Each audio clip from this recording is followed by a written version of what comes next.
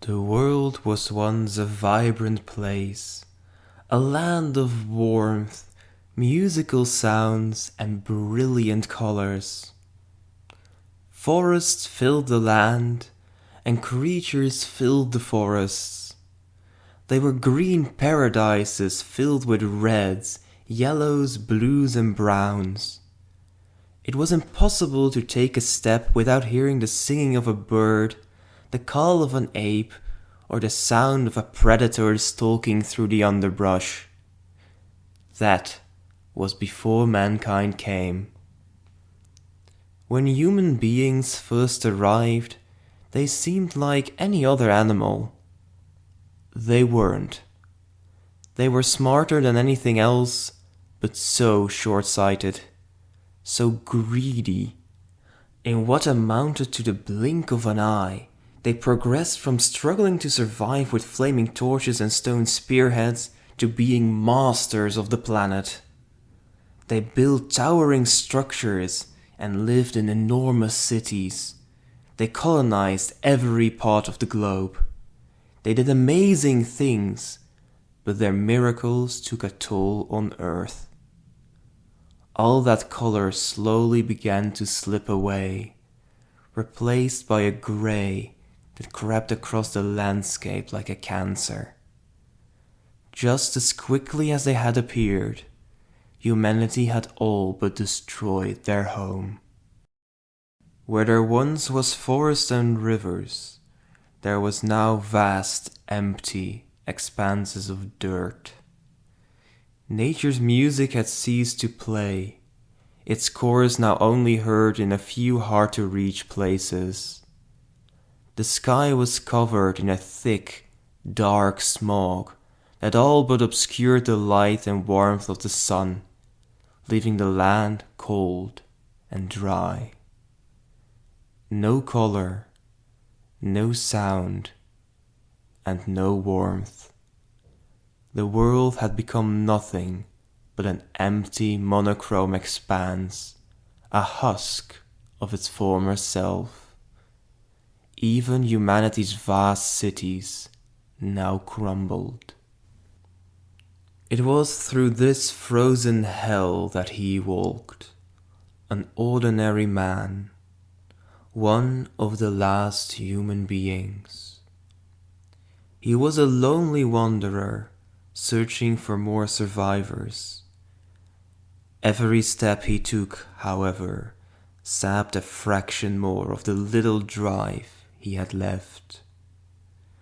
His clothing was torn to rags, wrapped many layers thick in an effort to keep him warm. It was enough to keep him alive, but he didn't stop shivering.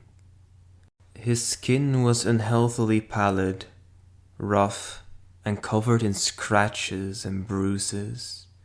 His hair was long, wild and shaggy, and his eyes were dull and sunken. He was a man who had returned to the wild, but this wasn't the wild of years prior, but the void his own kind had created. He'd been walking for many weeks, yet to see another soul. Every movement he made caused him agony. His body was growing weak from a hunger that he couldn't satiate, and parched throat he was unable to wet. Yet he still stumbled forward. He wanted to give up, lay down and die, but he couldn't bring himself to surrender. He didn't want to end his life alone, standing in the middle of the vast ruins his ancestors had left behind for him. So he kept walking, even though every step took a little more of himself away. The days continued to pass him by, not that this mattered to him. The days had long since blended together for him. The sad grey emptiness around him was unchanging.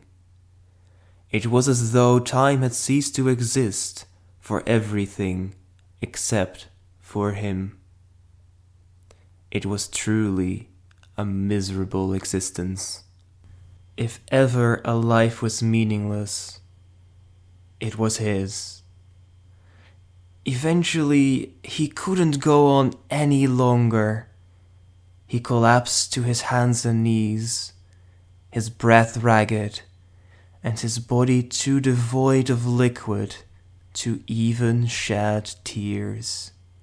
He'd finally drank up the last of his motivation, and much like the earth around him, his body was now a colorless shell, barely recognizable as who he had been in the past. It was then, at his lowest point, that he realized that the ground he could feel beneath his open palms was changing. The man looked down in shock, barely able to comprehend what he was seeing. Before his very eyes, thin shoots of green were pushing their way out of the earth. All around him, grass was rapidly sprouting from the dirt. Around him, bushes began to expand, and saplings started to take root. It was as though he was watching a replay of how the world had developed before his kind had laid waste to the planet. From ahead, a blinding light appeared over the crest of the hill. A humanoid figure.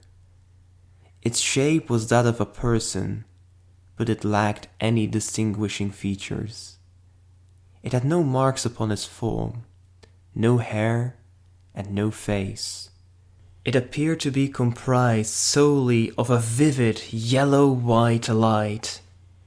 Heat radiated from its body, warming the land and pushing the stiffening cold from the man's limbs. All around the being, life returned to the earth. The closer to it, the faster the growth. A forest was springing to life in its presence, trees rising from the dirt in mere moments, and bright, brilliantly colored flowers opening for the first time in many years. A stream began to flow somewhere nearby, its trickle like a beautiful symphony to the man. It was as though the being in front of him was the living embodiment of hopes he had long since given up. For the first time in a long time, he thought that it wasn't the end. The entity walked towards the man as he crawled towards its brilliant form, feeling the warmth it exuded prickling his skin. He wanted to touch this being with his own hands, to embrace it and thank it for returning the world to the way it should be. The being, though, paid him no mind. It walked straight past the man, never so much as turning its head to look at him. To this creature, the man may not have existed at all. The man struggled to his feet, his body trembling from the effort, and he tried to turn and follow. He wanted to be in the presence of that being until his last breath. He couldn't move his legs, however, the entity moving further and further away.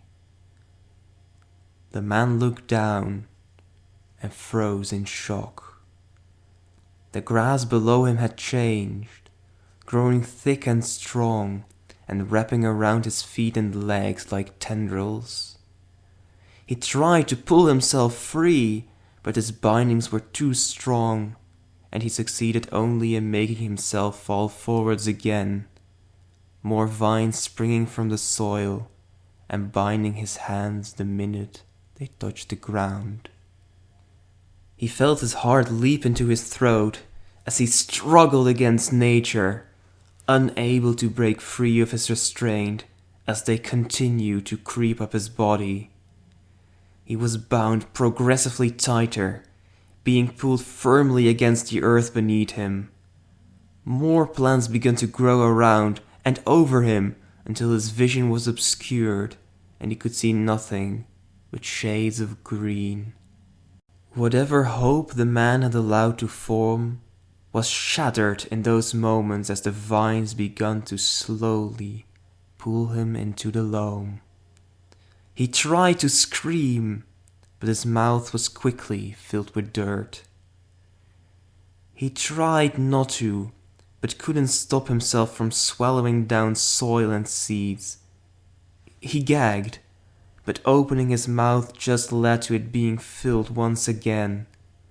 A violent pain erupted over his body as the seeds he had ingested germinated and grew within him, pushing against his body from the inside until they burst forth through his skin and further fertilized the light being's hellish Eden with his blood. He tried to breathe, but he found no more oxygen reaching his lungs. Everything went dark as the ground consumed him, his body now too weak to struggle, and his mind a haze. Eventually he perished, his suffering finally coming to an end, and his corpse now serving as nutrients for the forest that has risen in his place. The world was reclaimed.